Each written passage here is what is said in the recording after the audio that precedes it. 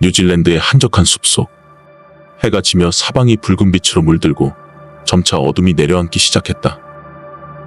나는 대원들과 함께 UMC의 지시에 따라 숲속 깊은 곳으로 진입했으며 우리는 단 한 가지 목표에 따라 신속하게 움직였다. 저녁에 천사가 지키고 있는 그곳의 정체를 알아내라. 숲에 들어선 처음부터 예감이 좋지 않았다. 한 걸음 내디딜 때마다 주위의 공기는 점점 더 무겁게 내려앉았고 어둠이 짙어질수록 무언가 우리를 지켜보고 있는 듯한 느낌이 강해졌다. 나를 비롯한 대원들도 같은 느낌을 받고 있는지 긴장한 표정을 감추지 못하고 있었다. 대령님, 이상합니다. 뭔가 계속 따라오는 것 같습니다. 부대원 중 한 명이 떨리는 목소리로 속삭였다. 난 부대원이 말하는 그 느낌을 알고 있었다. 이곳에 진입하고부터 줄곧 달빛에 비친 나의 그림자에서 무언가 이질적인 느낌을 받고 있었으니 말이다. 설명하긴 어렵지만 나의 그림자를 쳐다보고 있으면 그 이질적인 느낌이 들지 않았지만 어째서인지 그림자에서 눈을 떼기만 하면 마치 누군가 내 뒤를 따라오는 것 같은 느낌이 너무도 강해졌다.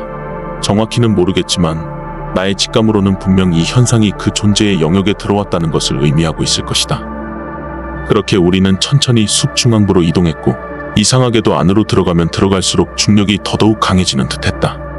안으로 계속해서 들어서던 그때 부대원 하나가 다급하게 나를 멈춰 세웠다.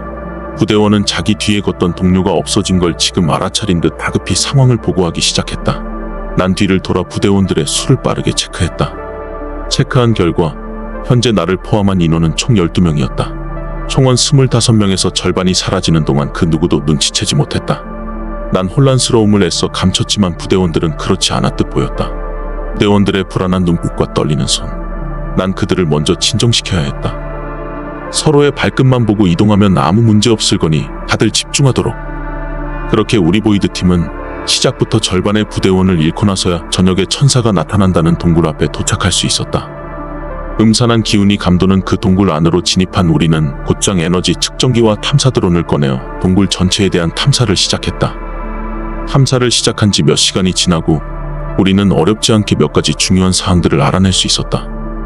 첫 번째, 최대 30km까지의 거리를 이동할 수 있는 탐사 드론이 어느 순간 동굴 안에 탐사를 멈추고 다시 베이스 캠프로 돌아왔다는 것.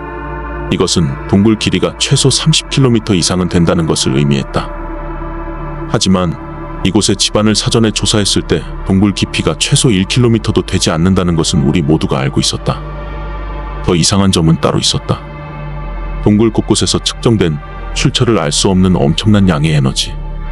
우리는 그 에너지가 측정된 구간 중 한 곳을 정해 그곳으로 발길을 옮겼다. 하지만 그곳에 도착한 우리의 눈에 보인 건 막다른 동굴 벽뿐이었다. 그때 대원 하나가 이상하다는 듯이 다시 한번 측정기를 꺼내어 벽에 갖다 대자 거짓말처럼 측정기의 눈금이 마구 날뛰기 시작했다. 분명 아무것도 없고 아무것도 느껴지지 않는 이곳에서 막대한 양의 에너지가 감지된다는 게 무척이나 이상했다. 모두가 도통 모르겠다는 얼굴로 나를 바라보았고 난 동굴 벽을 이리저리 만져댔다. 이상하군, 별다를 게 없는 곳인데. 동굴 바닥부터 옆면을 이리저리 두드리다 정면의 벽에 손을 갖다 댄 그 순간이었다. 내 손이 벽 안으로 빨려 들어갔고 곧이어 무언가 나의 몸 전체를 강하게 끌어당기는 듯한 느낌을 받았다. 그렇게 난 순식간에 동굴 벽 안으로 끌려 들어갔고 내 눈을 의심케 하는 장면이 눈에 들어왔다. 나의 눈앞에 펼쳐진 건 몇 시간 전 내가 대원들과 들어왔던 동굴 입구였던 것이다. 난 이 상황이 이해가 되지 않았고 곧장 무전기를 들어 대원들에게 소리쳤다. 여기는 드레이크. 이유는 모르겠지만 다시 동굴 입구로 돌아왔다. 다들 특이사항 보고하도록. 다급한 나의 목소리와는 상반되게 손에 들린 무전기는 이상하리만큼 고요했다. 몇 번을 무전을 보내도 여전히 무전기에서는 그 어떠한 대답도 들려오지 않았다. 무언가 잘못됨을 느낀 나는 곧장 동굴 안으로 다시 뛰어 들어갔다. 들어갔던 길을 똑같이 뛰어가 도착한 베이스 캠프. 그곳에서 나는 아무렇지 않은 듯 모여 탐지기를 들여다보고 있는 대원들을 마주할 수 있었다. 벽을 통과해 다른 공간으로 나온 나와 마주한 것은 놀란 눈으로 나를 바라보고 있는 대원들이었다. 그런데 그들의 얼굴이 거즘 10년은 훌쩍 넘게 늙어 있는 것이 아닌가. 대령님?